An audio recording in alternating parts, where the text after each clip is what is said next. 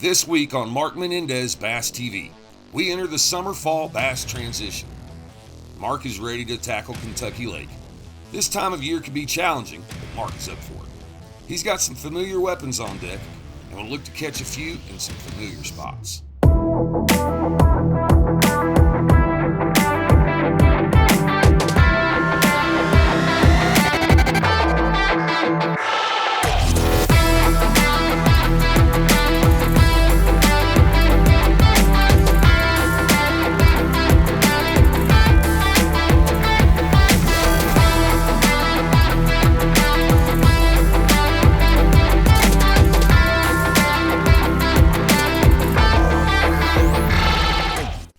Mark started the morning fishing a spinnerbait on some gravel points. However, the cloud cover he hoped for quickly disappeared.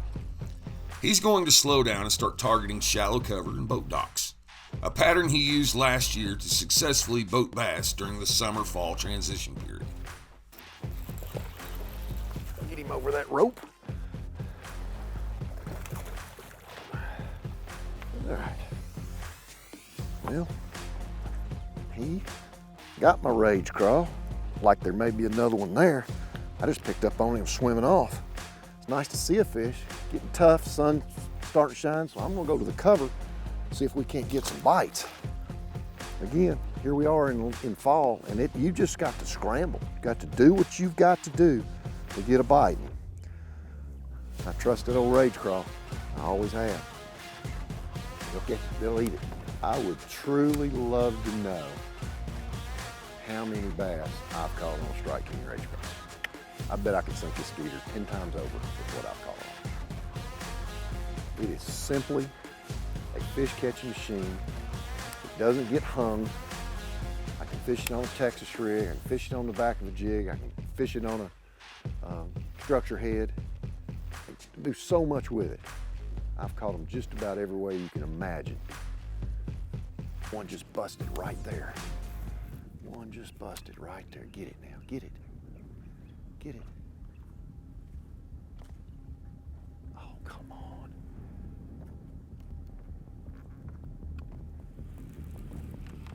He just got him a minnow right there. Backside of that cover. I'm blending now, I'm blending.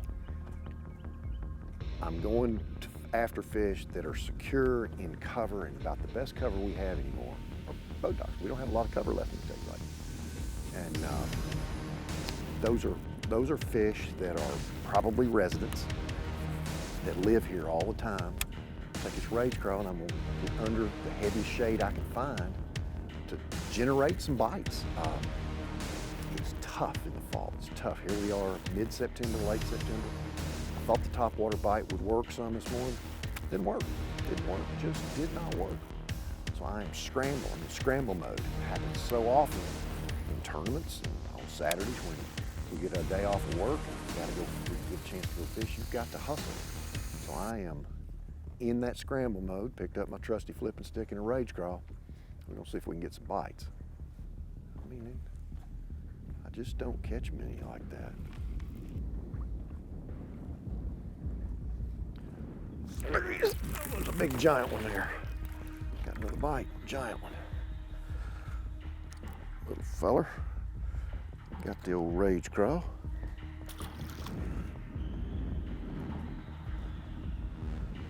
These can be good fish. Late fall, they've lived shallow. I think there's a population of fish that lives shallow all its life. You know, they live in that under 4 to 5 foot of water their entire life. Well, here it is fall, and there's not a lot of cover left in the lake. All the bushes, all the riprap, all the trees you can see laying up there on the bank. And this is all they have, is the protection of that shade. And these fish move towards that in the fall. It's a pattern that you just have to fish a lot of. It doesn't replenish itself because these are most likely resident fish here. So you have to move around a bunch to get the bites. You know, sometimes they're on this inside corner, sometimes they're out there a little bit deeper. You just have to fish around until you start figuring out where they're placed, but shade's gonna be the key every time. Mark has had a slow morning. His spinnerbait and topwater pattern didn't produce, so he went to the most obvious cover on the lake, boat docks. We know Mark loves fishing boat docks, and he loves a Strike King or Age Craw. It's already put one bass in the boat. He's going to keep grinding, fishing shade from docks and cover in and around and in between.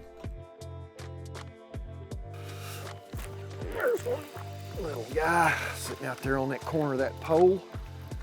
Just picked up and she was carting it off. You always get real hopeful when you pick up on it and it's just swimming. See, he's a big guy. He's way big, way big. Small guy, big guy. It's all right, it's a bite.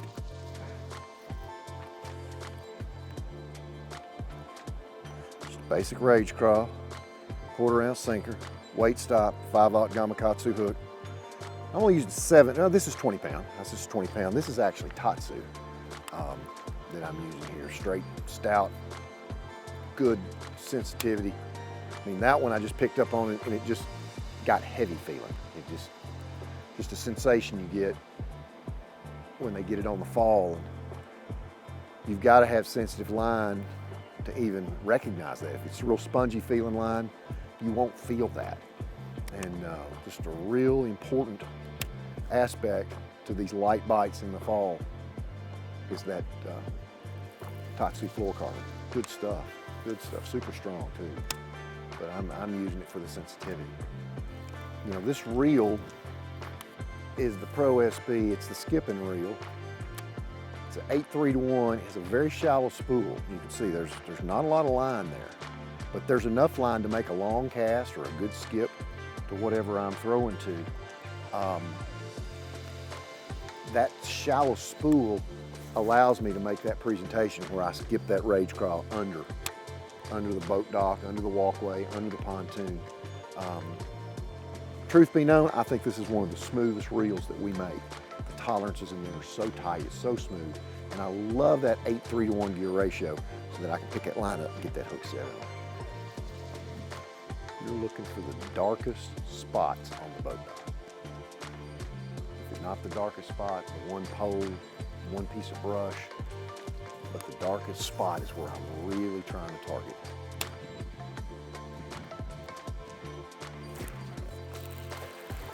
That one's way back there. Gotta stop the boat.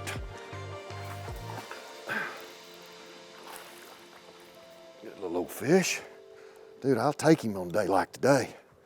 I'll take him. Not a bad little old fish.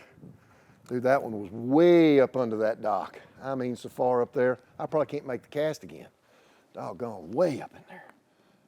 How about that? The fish came from way back up under there. The darkest place you can get. Again, all I felt was just a very slight pressure change. And I noticed my line came this way, and then it turned and went about 2 inches to the right. I said, I better crack that one. Better crack that one. How about that? It is a grinder kind of day, and you get those in the fall. I mean, it makes you appreciate those days that Kentucky Lake gave them up easy. It's not easy today. Not easy. Just having to work for it. It makes you appreciate those days when you got them on a top water, or you wind an old thunder cricket and it's, you know, or you, whatever you're doing, got one cast and with a crankbait and it's every cast, you know, like Kentucky Lake can be. This is the time that you really appreciate those tough days. We're back and we're still fishing boat docks. It's been slow and bites have not only been few and far between, but have been very subtle. Mark's using 20-pound Seaguar Tatsu on his loose skipping reel to give him an extra edge when it comes to sensitivity. As the sun gets even higher and brighter, he'll be trying to pitch his Rage Craw into the darkest corners of each boat dock or boat slip that he's fishing. There he is. That one got it, he thumped it. That little guy just thumped it now. Come on up here. There's one that'll push that 15-inch line. They're not big, but we're getting them. We're getting some bites. Getting some bites. Got one big old black spot on his side there. All right, making me feel a little better. That one came off the middle of that dock right there. Just picked up on it, line going that way. It's so imperative to get set up to make that pitch. And boat control is, it makes all the difference in where I make that cast or I can't make that cast. Power poles, they stop me, get me centered. I can take my time, get there. You just don't understand how many times during the day I push those buttons. Power pole down, power pole up, just so that I can make one cast, maybe two casts. And that makes the difference of getting an awful lot of bites.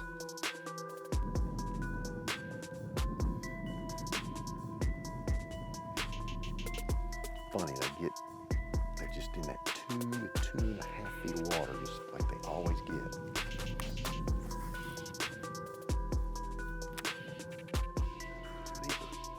That quarter doesn't fall near as fast as that 5/16 does. That's what I want right there. Pontoon boat. Make that same pitch again. You never know.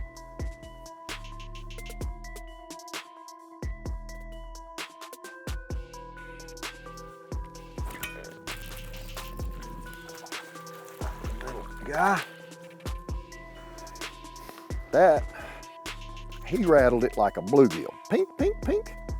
He just kept rattling the dang thing. Well, Junior, watch that old 5/0 hook. The old 5/0 hook will get him. All right, Junior, grow up.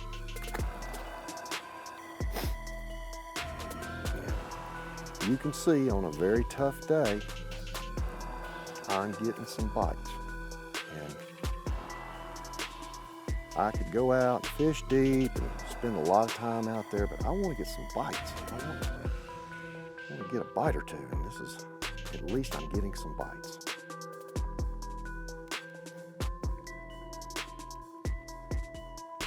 Weight stop there and put it all back together, and there you go. Rage craw. And you can see the dark shadows, you can see the slips, but the other thing I haven't talked about is the depth zone. There will be a key depth zone that these fish are getting in. Whether it's a 3 foot, 4 foot, 5 foot, whatever it is, that's the uniform depth. And today, it's been in about 2 to 2.5 feet. That's been the critical zone. So I fished this entire dock, didn't get a bite. Get back here on this shallow zone, and I'm looking to get bites back here in this zone that I'm casting to right now. This whole zone right here where it's a little bit shallower. They like to have a little bit of a ceiling over their head with these docks. They want a little bit of less room so they can get in there, and if something falls in front of them, they run out there and they get it. So watch your depth. The depth will tell you a lot about where these fish are positioned on these docks. Good little fish right there. Get down, that's a nice bass for today. I'll take him, get up here, 1, 2, 3. There's a keeper. There's a good bass just by staying at it. There we go. Old keeper largemouth right in the top of the head. How about that? Just a little dark spot out here, and I pitched over to it and it just took off swimming. I'm glad to see that. We've worked hard for that one right there today. Good little fish. Get out here, buddy. How about that? Another rage crawl on there. Today, it's a little bright out here, not tremendously, but I'm literally sight fishing. I'm sight fishing targets. Whether it's the darkest shade under a dock, a dark spot like I just caught that fish off of, whatever it is, I've got to be able to see something that's different in the water. I saw a little dark spot pitched over there. I caught a nice 2-pounder. Glasses are so important. A, they protect your eyes, because if you're a wild man like me, you get a lot of bites and you jerk and here comes your rage crawl back at Mach 1. Protects your eyes from that. And B, it gives me an advantage, because here's one right there. I could just see a dark spot in the water. Now I made a productive cast. I came right over the top of that piece of cover. That's the cover that really holds the most fish, is the one that you can barely see. It's got a little bit more depth to it. So that's really important to have a good quality sunglass, and these S11s are my choice. They're not an expensive glass, so I don't have to worry about if I sit on them and break them. It doesn't hurt my feelings too bad, but they've been very dependable and very reliable to do this kind of fishing for me for a very long time. It's been a grind all day for Mark. He's had a decent amount of bites, but just hasn't got any quality fish until late in the day. The only fish that wasn't on a boat dock has been the biggest of the day so far. However, that bass was locked onto a nice piece of cover in shallow water. Mark's been working out his power poles all day, picking docks apart in shallow cover. He's going to keep a rage craw in his hand to finish out the day. No, that didn't. Boy, that one, I was just reeling my bait back in, and the next thing I see is it's headed to the main lake. He'll be a good one here sooner than later. Yeah, just winding it back in, and there it goes. That's the cool thing about this rage craw. It's fishing the whole time you're reeling with it. You know, that little simple piece of plastic right there, and I go a long way back. You can see I've got this one rigged upside down because I've already used the other side of it. But man, what a fish catching bait. The size of the bait, it's a 4-inch bait, about a 3.25 inch body, and then it's got the arms on it, so it looks just like a crawfish. Then with on the flange here, that little flange is what makes the Rage line of baits just so darn good. It's on both sides of the pinchers. It creates a lot of this, a lot of movement. So that craw is just doing this as it's going down. It's moving a lot of water. You know, bite size, actual, true to life size bait. I fish this thing Texas rig, I flip it, I cast it, I swim it like a swim jig. I put it on the back of a hack attack swim jig. Best combination I've ever seen. Put it on the back of a football jig, drag it, hop it on a hack attack jig, into cover, around cover. It is so truly versatile. I would love to know how many big bass I've caught with this bait. I've caught them up to almost 10 pounds on it, and little guys like that when you need a keeper. You know, it just catches all size baits. Ball size fish. My all-time favorite. It's one piece of plastic. I bet I probably go through 2,000 or 3,000 of these in a year's time. Keep my colors real simple, either dark, black and red, this black neon, sometimes a little California 420 mixed in there is a pretty good color, black and blue, and then all your green pumpkins, your blue craws and things like that. Keep it simple, keep it going, keep it rage. Tell you what, that one ain't got rid of my rage craw. Look at there. Well, he's hot. Come on up here, Junior. Get up here. There's another keeper. There's another keeper. Look here. Got him on the outside of the nose. Another nice bass. How about that? Rage craw just keeps on catching them. Little thick head on him. Good bass. All right. Next, please. Gotta get another one, put him on there. How about that? How about that? You know, the waters of Kentucky Lake this time of year are relatively clean. Relatively clean. I can see 15, 18 inches right now. And I'm using a black neon, kind of an oddball. And the reason I'm using that black neon is because I've been targeting that shade. I want something that has a bolder appearance, a bolder profile than say a green pumpkin or a blue craw or something that's really pretty in this watercolor. In that dark, I want that fish to be able to see that bait even better, give him a straight shot at it. So that's why I picked the black and red rather, black neon. It's one that's a uniform kind of rage craw that doggone you can catch them in clear water and catch them in dirty water, but because I'm targeting all that shade, that's why I chose the black and red today. Well, making another trip to where we started, where we got a bite this morning. A little activity here. It's brush pile a little deeper than the rest of them.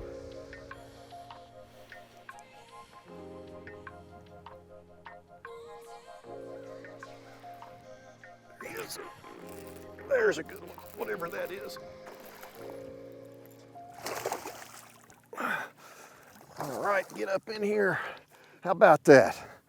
back to the scene of the crime where we all started this morning, come back and get another one. That's a decent little old fish right there. I tell you what, y'all come join us again next time on Mark Menendez Bass TV. And I hope we don't struggle like we did today, but glad to have you with us today, catching a few bass on Kentucky Lake. See you next time. Boy, he had it too. How about that? There he is. Mark Menendez Bass TV is brought to you by Skeeter Boats, Precision Sonar, Lews, feel the difference, Strike King Lure Company, Power Pole, closed captioning provided by Dying to Fish,